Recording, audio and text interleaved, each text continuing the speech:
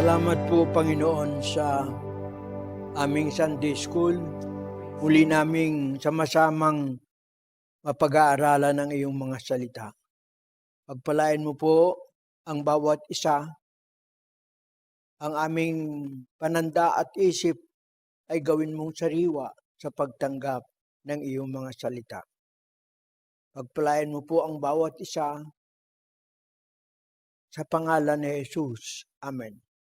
Ang ating pag-aaralan ngayon, mga kapatid, ay ang pasimula ng kapighatian of tribulation. Bilang paunang salita, alam natin na ito ay mangyayari immediately after the rapture. Ang ibig sabihin, sa tribulation, ang iglesia ay hindi kabahagi. Sapagkat bago po masimulan ang paghihirap, ang kapighatian, ay aalisin ng Diyos ang iglesia sa lupa. Ang dahilan ay sapagkat ang iglesia ay hindi nakatalaga sa kaparusahan o kapighatian o sa pangsanglibutang paghihirap, kundi siya ay ililigtas. Salamat sa Panginoon sa magandang plano ng Diyos.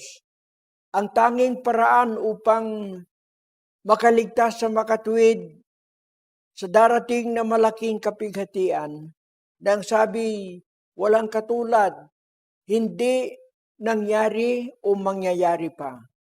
Unprecedented ang hirap, kaya ang tawag po rito ay Great Tribulation. Ang Great Tribulation, mga kapatid, ay ang buong lupa. Ang buong lupa ay makakaranas. Ang sabi sa Apokalipsis 3:10, ang sabi po ay ganito: sapagkat tinupad mo ang salita ng aking pagtitiis, ikaw naman ay ililigtas sa panahon ng pagsubok na darating sa buong sanglibutan upang subukin ang mga nananahan sa ibabaw ng lupa. Sa lumang tipan, ang tawag po sa dakilang kapighatian ay Jacob's Trouble. Makikita po natin ito sa Jeremias 30 sa verse 7. How awful that day will be! None will be like it. It will be a time of trouble for Jacob, but he will be saved out of it. Ang dakilang kapighatian po kasi ay paghahanda ng Diyos sa Israel, pagpalo sa kanila upang sila ay maging malinis pagpasok nila sa millennium. Sa New Testament, sa mga Kristiyano, ito ay millennium. Ang ibig sabihin, 1,000 taong paghahari ng Panginoon. Subalit ito again sa mga Israelita, ang millennium ay kung tawagin po ay Kingdom Age. Ito ang panahon na ang Israelita o ang Israel ay inihahanda, nililinis ng Panginoon para pumasok sa kung tawagin po ay Kingdom Age. Sa iglesia, ito ay millennium. Gregong salita at Latin po kasi yan. Pero sa mga Hudyo, ito ang Kingdom Age. Ang panahon na ibabalik sa kanila ang dati nilang kaharian, ang pinaghati-hati ng 12 tribo na naalis sa kanila, pero ibabalik ito sa kanya at sila ay maghahari, hindi sila paghaharian ng sinuman. Kaya makikita natin na itong, kung maalaala po ninyo sa 70 weeks, ito ang 70th week. At ang 70th week ay 7 taon na paghihirap. Ang pasimula po ay makikita natin sa Apokalipsis 1 o 6:1. Ang sabi po ay ganito: At nakita ko nang buksan ng kordero ang isa sa 7 tatak. Narinig ko sa isa sa 4 na nilalang na buhay na nagsalitang gaya ng tunog ng kulog, halika. Kaya ang tribulation po, ang paghihirap, ay nagsisimula po sa verse 1 ng chapter 6. Sa katunayan, mga kapatid, pag titingnan ninyo sa Bible, ang mga paghihirap sa tribulation ay nahanay o nahati o naggrupo sa 3. Ito po ang mga tatak, ito po ang 7 tatak, 7 trumpeta, at 7 mangkok. Yan po ang paghihirap sa tribulation. Sa pagitan yan sa iba't ibang kabanata ay sinasabi ang paghahari ng Antikristo, ang pagdating. Pero yan po ay mangyayari pa lang ang paghahari ng Antikristo sa 3 taon at kalahati ng 1 linggo. Kaya ang unang 3 kalahati ay mga paghatol ng Diyos na ang ginagamit ay ang tao. Na ito ay mga natural na mangyayari sa kalikasan, sa lipunan. Ito po ang 3 taon kalahati, the first 3.5 years of the 7 years tribulation is our judgment that are natural in nature. Pagkatapos ng 3 taon kalahati, ang paglalabas ng Antikristo. Sa ngayon, ang sabi po, ang espiritu ng mga Antikristo, ang espiritu ng Antikristo ay nagsisimula na. Mababasa po natin yan sa unang Juan 2:18. Ang sabi po ay ganito, Mumunting mga anak, ito ang huling oras, at gaya ng inyong narinig, darating ang Antikristo. Kahit ngayon ay lumitaw na ang marami ng Antikristo. Kaya marami ngayon ang espiritu ng Antikristo. Pero ang Antikristo mismo ay saka lang mahayag pagkatapos ng kalahating bahagi ng tribulation. Yan ay after 3.5 year ng tribulation. Kaya Apokalipsis 6:1 ay pasimula ng tribulation, pero wala pa ang Antikristo, bagamat ang mga espiritu ng Antikristo ay gumagawa na. Kaya narito sa makatwid, ang unang mangangabayo, ang unang tatak, at ito ay ang first horseman of Apocalypse. Inyong mapapansin na itong 4 horses of the Apocalypse, bantog na paksa ito. Sa katunayan, may maraming mga movie na ang paksa ay ganito. Pero, iba po ang sinasabi sa Bible. Makikita natin ang unang mangangabayo. Sa talatang 1 ng chapter 6, at nakita ko nang buksan ng kordero ang isa sa 7 tatak. At narinig ko sa isa sa 4 na nilalang na buhay na nagsasalitang gaya ng tunog ng kulog. Halika, 2, at tumingin ako.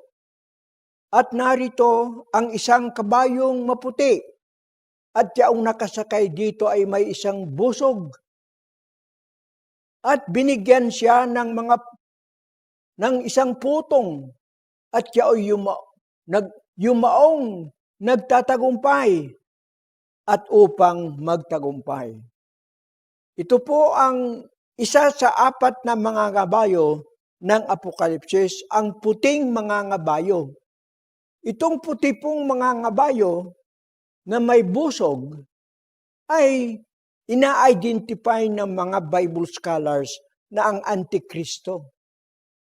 Ito po ang pagsisikap ng Antikristo sa pamagitan ng diplomasiya. Kaya dito po ang mga ngabayong ito ay walang intensyon ng digmaan. Ang dala po niya ay kapayapaan. At bago magsimula ang tribulation nga, sa kung tawagin po natin sa nakaraang pag-aaral ay the beginning of sorrows. Magkakaroon ng mga haka-haka ng digmaan. Ang mga bansa ay naghahanda sa digmaan. Ano pat ang bago, immediately after or before the tribulation, ang sanlibutan ay makakakita ng sunod-sunod na pagsisikap ng tao na magkaroon ng kapayapaan. Ay sinasabi nga sa unang Tesalonica 5:3 ay ganito. Pagka sinasabi ng mga tao, kapayapaan at katiwasayan, kung magkagayoy darating sa kanila ang biglang pagkawasak na gaya ng pagdaramdam sa panganganak ng babaeng nagdadalang tao at sila'y hindi makakatanan sa anumang paraan. Kaya before the tribulation, there will be a flurry of efforts for peace. Kaya makikita po natin sa ngayon ay nangyayari na ang mga pagsisikap ng tao ng kapayapaan. Halimbawa po, ang meeting ng kapayapaan sa Hague, sa Netherlands, noong ngayong taong ito, more or less noong September ito nangyari. Na ang sabi, ang pagkakatipon ng pirmahan na nagkasundo ang mga malalaking relihiyon. Ganon din, ang pinagmumulan ng banta ng digmaan ngayon ay ang Muslim, ang Kristiyano at ang mga Hudyo. Kaya naman, sa effort ng administrasyong Trump, nangyari ang kung tawagin ay Abraham's Accord, na ito ay pinirmahan mismo sa White House.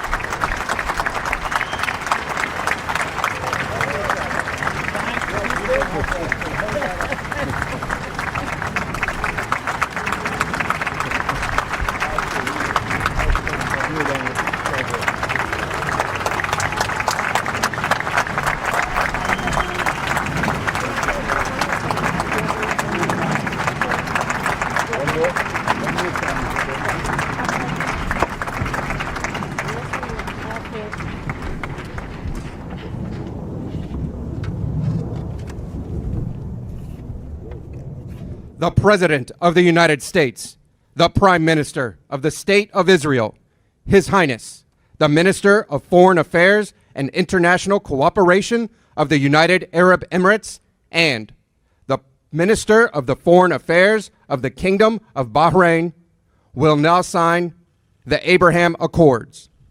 They will each sign 4 copies, 1 in English, 1 in Hebrew, and 2 in Arabic.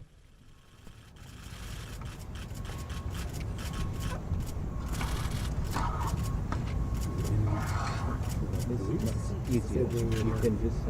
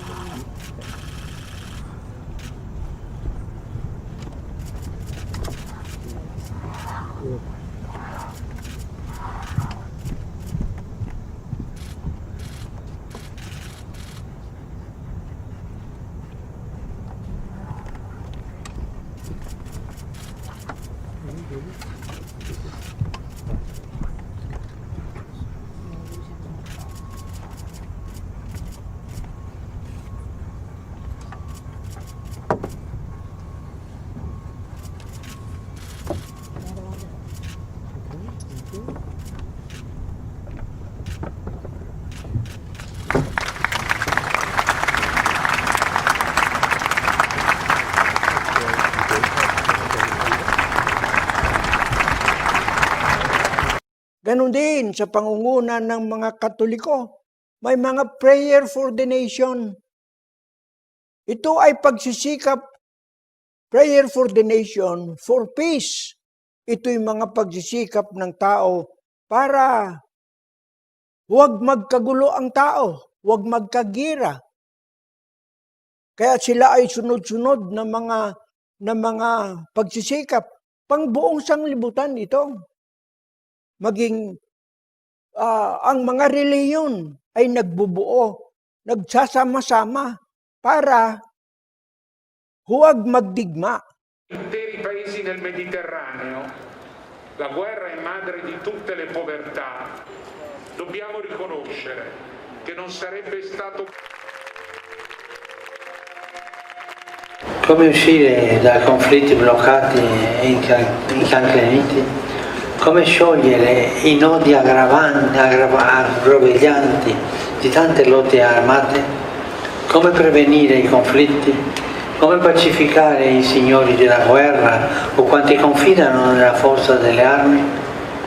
Certamente numerose nazioni, movimenti, correnti di pensiero, scienziati o semplici cittadini del mondo hanno da molto tempo lavorato e lavorano per curare il nostro pianeta malato, che ha posto in evidenza la nostra comune fragilità.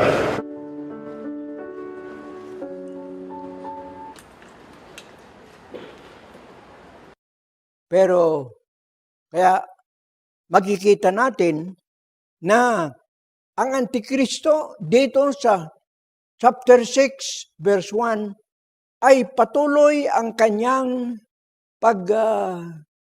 kukumpanya para sa kapayapaan sapagkat ang sanglibutan alam nanganganib sa malaking digmaan. Kaya ang mga tao, ang mga leader, nalalaman nila na ang digmaan ay nariyan lamang sa sulok at anytime ay pwedeng mangyari.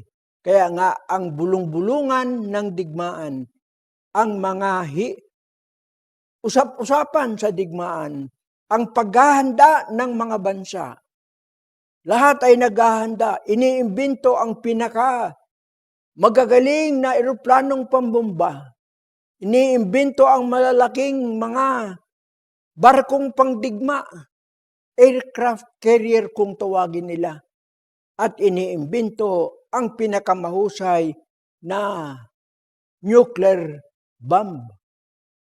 Yan po ay karakteristik ng end ng last days na kung ang tawagin po ay beginning of sorrows at bunga nito ang mga leader ng pangrelihiyon.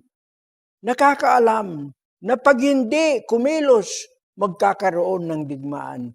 At sa digmaan ay walang panalo.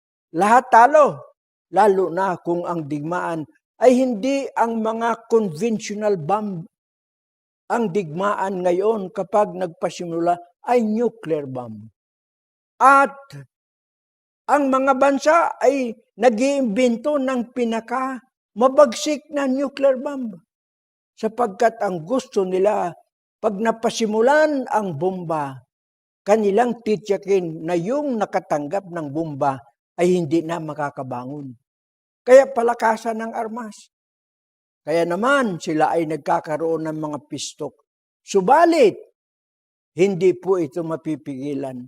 Dahil ang kasaysayan ng sanglibutan, sabi ng isang historian, British historian na si Arnold Toynbee, ang kasaysayan ng tao, bawat more or less 30 taon ay nagkakagirang global. Kaya yan po ay kasaysayan ng mundo. Kaya Kaya makikita natin sa susunod na talata ng chapter 6 ng Apokalipsis, ang isa pang mangangabayo na ang sabi, at nang buksan niya ang ikalawang tatak, ay narinig ko sa ikalawang nilalang na buhay na sinasabi, halika. At may lumabas na kabayong mapula, at ang nakasakay dito ay pinagkalooban ng pag-alis sa lupa ng kapayapaan at upang magpatayan ang isa't isa at binigyan siya ng isang malaking tabak. Ang second horseman of Apocalypse is the Red Rider na siya binigyan ng isang malaking tabak upang ang tao'y magpatayan sa isa't isa. Kaya ang rider of the horse of the second horse, ang simbolo ng gera. Ang tao'y magpapatayan sa isa't isa. At ito ang tao. Walang tigil ng patayan. Sapagkat ang puso ng tao ay masama. Ang puso ng tao'y liko. At ang pusong yan na liko ay babango ng mga pinunong liko. Sinasabi sa Santiago 4:1, ang pinagmumulan ng digmaan na ang sabi, saan nagbubuhat ang mga pagbabaka? Saan nagbubuhat ang mga pag-aaway sa inyo? Hindi baga nagbubuhat dito sa inyong mga kalayawan na bumabaka sa inyong mga sangkap? 2, kayo'y nag-iimbot at kayo'y wala. Kayo'y nagsisipatay at kayo'y nag-iinggit. Nakikipag-away at nakikipagbaka. Kayo'y wala sapagkat hindi kayo nagsingi. Saan daw nagmumula ang pagdidigma, ang pagkikipagbaka? Sa pusong mapag-imbot. Ang tinutukoy dito ay ang puso ng tao. At ang isang bansa ay pinangungunahan ng tao. Gaya na nangyari nung nakaraan yung Storm Desert sa Kuwait, ng puno ng Iraq, si Saddam Hussein, nakunin ang Kuwait. Ang oil field dito ay mapa sa kanya. Nagkagera. Saan nagmula? Sa pag-iimbot. Sapagkat gustong mapa sa kanya. Ganyan ang tao. Parang bata. Bakit nag-aaway ang bata? Magkaibigan, naglalaro. Sapagkat ang gusto ng isa na laruan ay gusto rin ng isa. Yan ang tao. Kaya ang pangalawang mangangabawi pula, simbolo ng digmaan. Ang sunod na mangangabayo sa talatang 5 at nang buksan niya ang ikatlong tatak, ay narinig ko sa ikatlong nilalang na buhay na nagsasabi, halika! At tumingin ako at narito ang isang kabayong maitim. At yung nakasakay dito ay isang timbangan sa kanyang kamay. 6, at narinig ko ang gaya ng isang tinig sa gitna ng 4 nilalang na buhay na nagsasabi, isang denaryo ay isang takal na trigo. Isang denaryo, 3 takal na sibada. At huwag mong ipahamak ang langis. Ito mga kapatid, dumating ang kasalatan. Kasalatan sa ikamamatay. Isipin po ninyo ang isang takal na trigo ay isang denaryo. Ang isang denaryo ay isang araw na sweldo ng karaniwang trabahador. Isang denaryo. Ganon din ang takal ng sibada. Ang sibada, mga kapatid, ay inferior na grain ito. Ang mahinang at trigo. Ito usually ay pagkain ng mga alipin, ng mga gladiator, pero ito ang pinakamasustansya. Pero hindi maganda. Parang bigas natin, may bigas na maganda. Sa tingin pa lamang, sa amoy pa lamang, matatakam ka, kahit walang ulam, mabubusog ka. Ito po ang sibada sa kanilang panahon. 3 takal na sibada, 1 araw na sweldo. Ganon din, 1 takal na trigo ay 1 araw na sweldo. Isipin mo, kung bawat kilo ng bigas, ang halaga ay isang araw na swelduhan, ay saan ka kukuha pa ng ulam? Wala kang ibibili ng galunggong. At saan ang iyong medisina? Saan ang pag-aaral ng mga bata? Saan ang damit? Saan ang tirahan? Ang para sa kuryente? Kaya itong 3 na mga ngabayo ang dala ay sobrang hirap, sobrang tagutom. At ang 4 na mga ngabayo ay sabi sa talata na 7, at nang buksan niya ang 4 na tatak, narinig ko ang tinig ng 4 na nilalang na buhay na nagsasabi, halika. At tumingin ako at narito ang 1 kabayong maputla. At ang nakasakay dito ay may pangalang Kamatayan at Hades. Ay sumusunod sa kanya.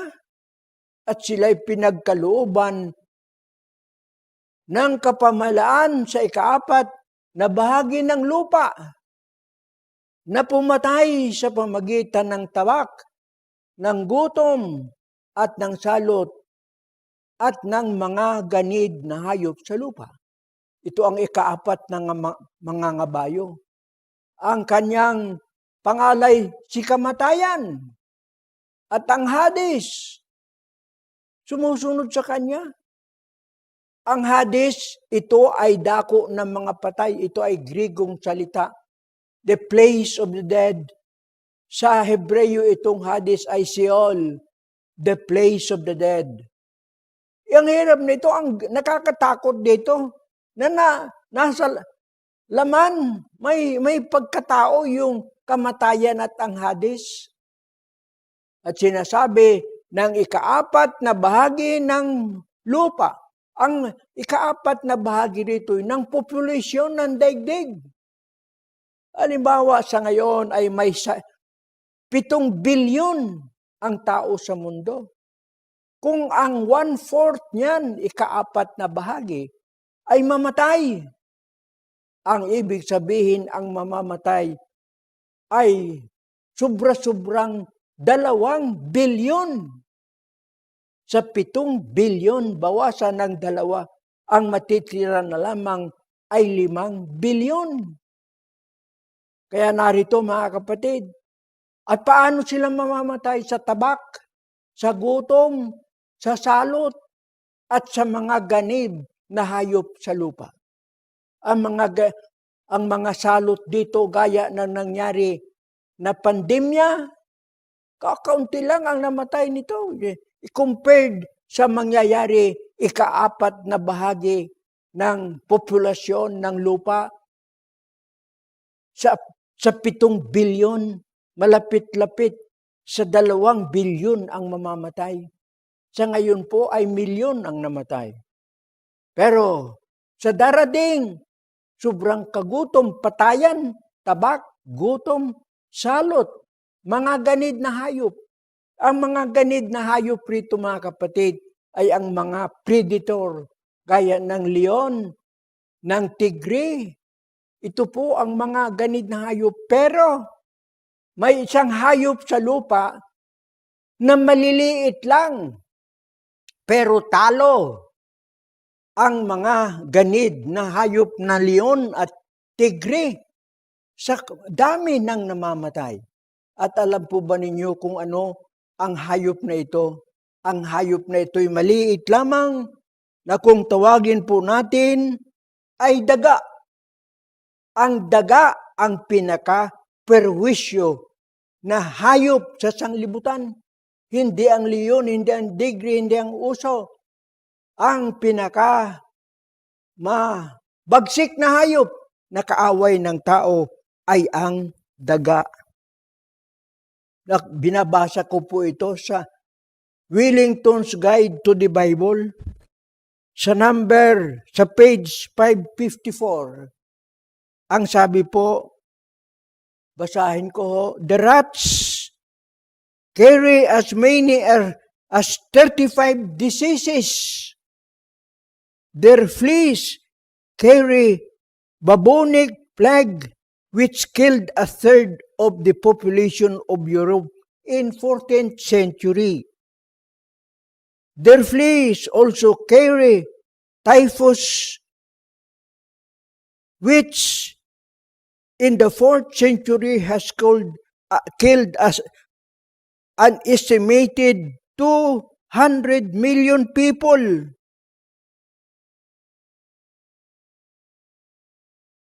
Beasts in this passage are linked not only with the pestilence, but with the famine. Rats menace human food supplies, which they both devour and contaminate.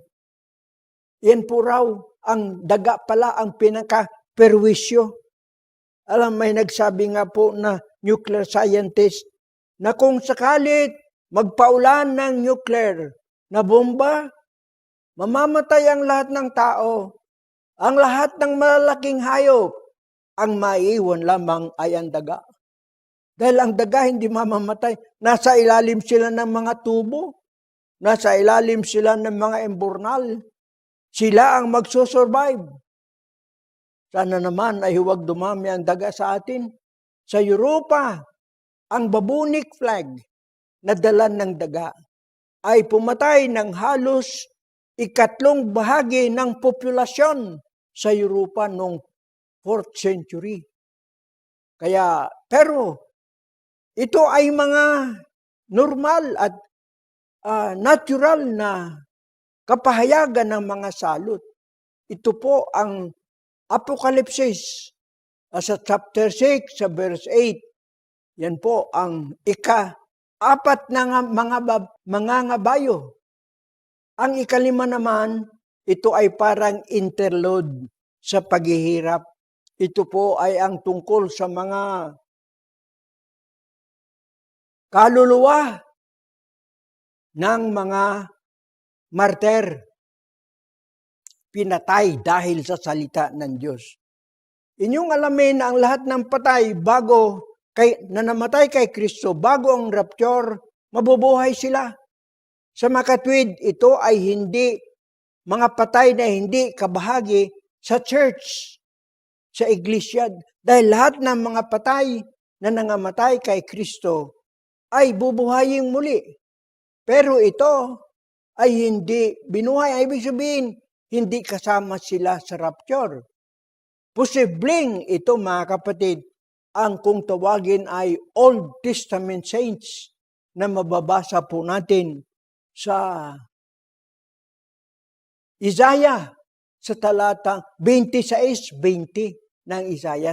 Ganito ang sasabi, ito ang resurrection of the Old Testament saints and martyrs. Ang sabi po ay ganito, ikaw ay parito, bayan ko. Pumasok ka sa iyong silid at isara mo ang iyong mga pintuan sa palibot mo. Magkubli kang sandali hanggang sa ang galit ay makalampas. Kaya ang resurrection of the Old Testament saints after the tribulation, hanggang sa ang galit ay makalampas. At sila ay bubuhayin bago magsimula ang millennium. Sila ay bubuhayin sapagkat kung ito sa Old Testament ay ang Kingdom Age, all those who died in obedience to the law ay bubuhayin muli at sila ay maghahari na sa kanilang sariling lupain. Sa makatwid, ang ika-5 na mga ngabayo ay ang pagbuhay ng mga Old Testament saints. Ang sumunod na talata ay another isa uling paghihirap na sabi, at nakita ko, nang buksan niya ang ika-6 na tatak, nagkaroon ng malakas na lindol. At ang araw ay umitim at gaya ng isang magaspang na kayong buhok na maitim at ang buong buwan ay naging gaya ng dugo. 13. At ang mga bituin sa langit ay nangahulog sa lupa gaya ng puno ng igos na sinasambulat ang kanyang bungang bubot hanggang pagka inahampas ng malakas na hangin. Ito po ang ika-6 na mga ngabayo ay ang di pa nangyayari na kung tawagin ay convulsion of the forces of nature. Inyo mapapansin, ang mga bituin ay mga lalaglag, ang mga bundok magsasambulat. Ang mga bundok ay mga wawala. Dahil kung iisipin natin, ng isang bituin ay mas malaki kaysa lupa, bigger than the earth. Just imagine, pag tayo po ay abutan o tamaan ng isang bituin. Saan? Ano mangyari sa atin? Sinasabi ng kasaysayan na ang mga dambuhalang hayop gaya ng dinosaurs at kanyang mga kamag-anak kaya nangawala ay bunga ng pagbagsak ng mga meteorites at nabago ang kanilang habitat hanggang sa sila ay mga namatay. Ang mangyayari sa pang-6 na mga ngabayo, mahulog na kaya ng bunga ng igos ang mga bituin. Just imagine, saan ka tatago kung ang sanglibutan ay abutan ng isang bituin na malaki pa sa kanya?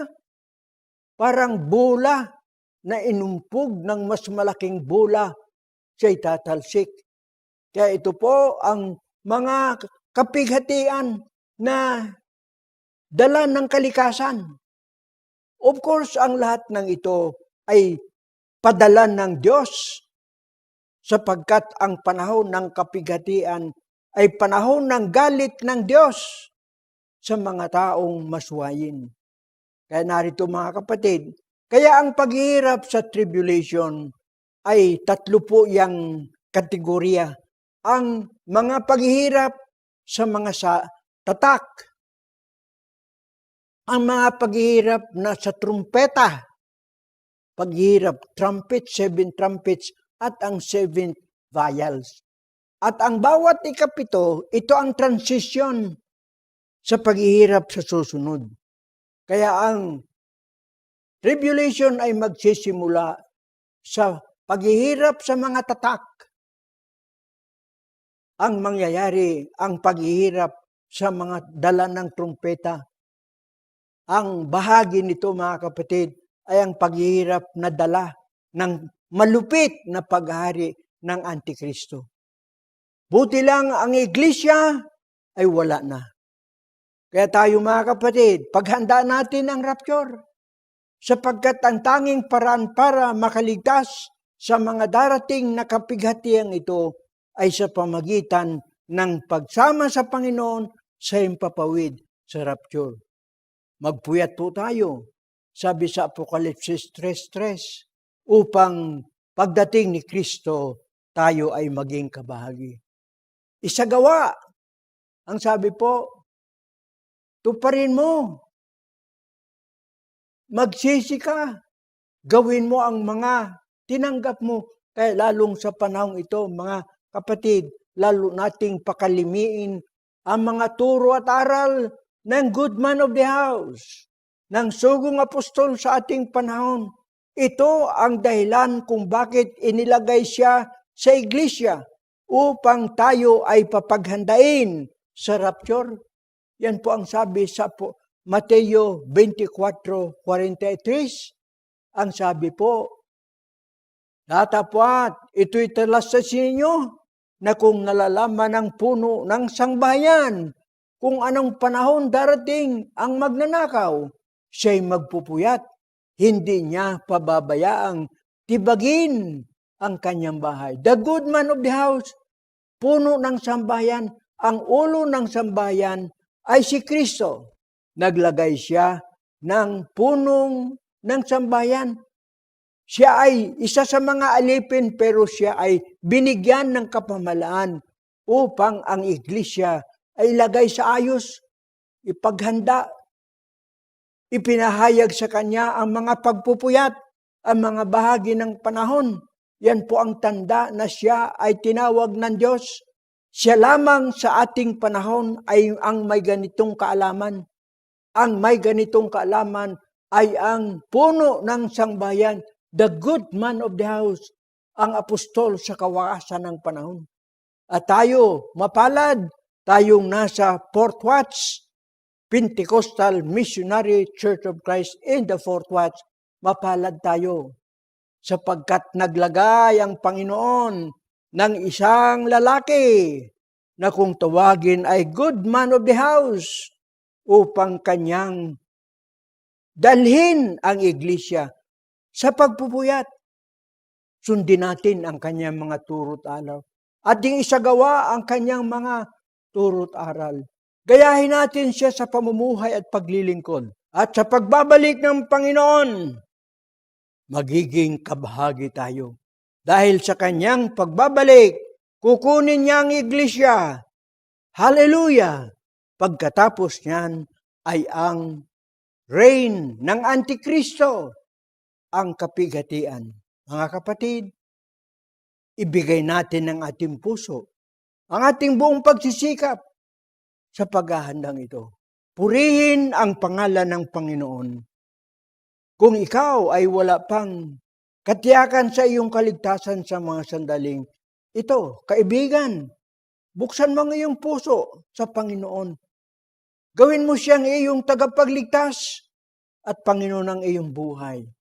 Kung wala pa sa iyo, kung hindi ka pa nakakagawa ng ganitong pagpapasya, aking ipinamamanik sa iyo, alang-alang sa iyong kaluluwa, tanggapin mo si Kristo na iyong tagapagligtas. Magpuyat at maglingkod sa Panginoon. Ikaw at ang iyong sambahay maliligtas. Kung ito ang kalagayan mo sa iyong kinaroroonan, saan ka man naroon ngayon, iyuko mo ang iyong ulo, sundin mo ang simpleng panalangin ito. Sabihin mo, Panginoon, salamat sa iyong pag-ibig. Salamat sa iyong plano. Ang iyong mga anak na naglilingkod sa iyo.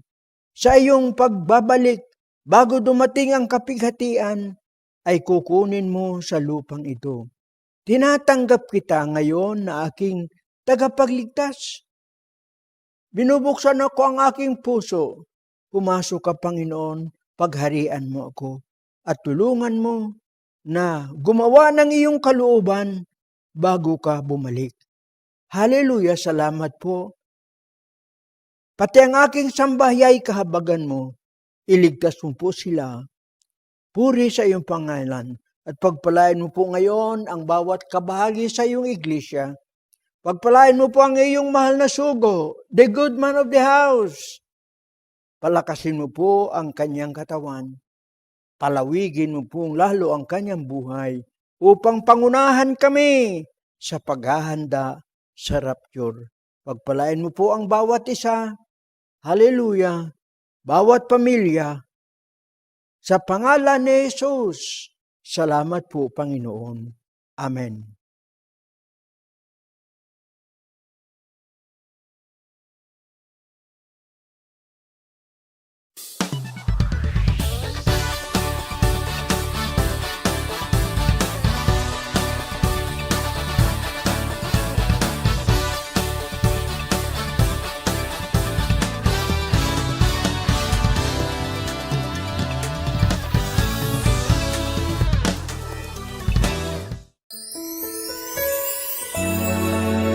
This 2020, challenges may have shaken us, but in every situation, God gives us reasons to celebrate life.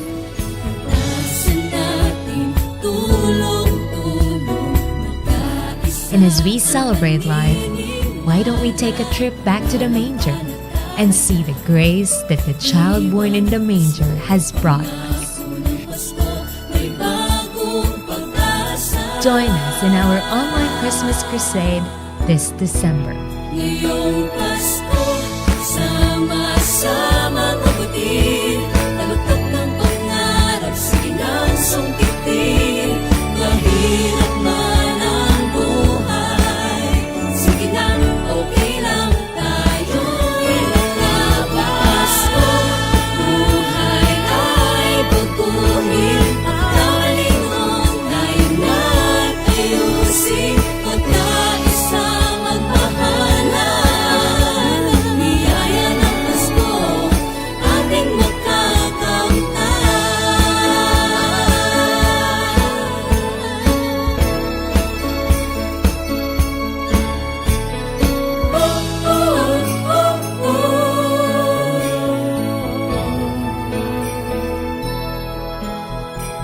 niyaya ng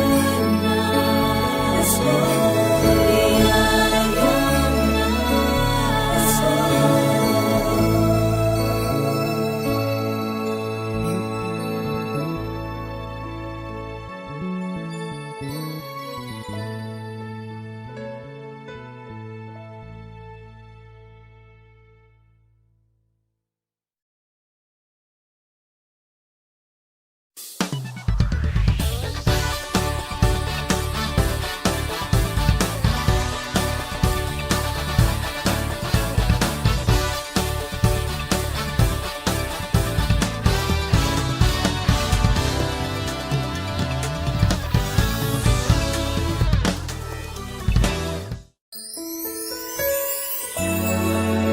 This 2020, challenges may have shaken us, but in every situation, God gives us reasons to celebrate life.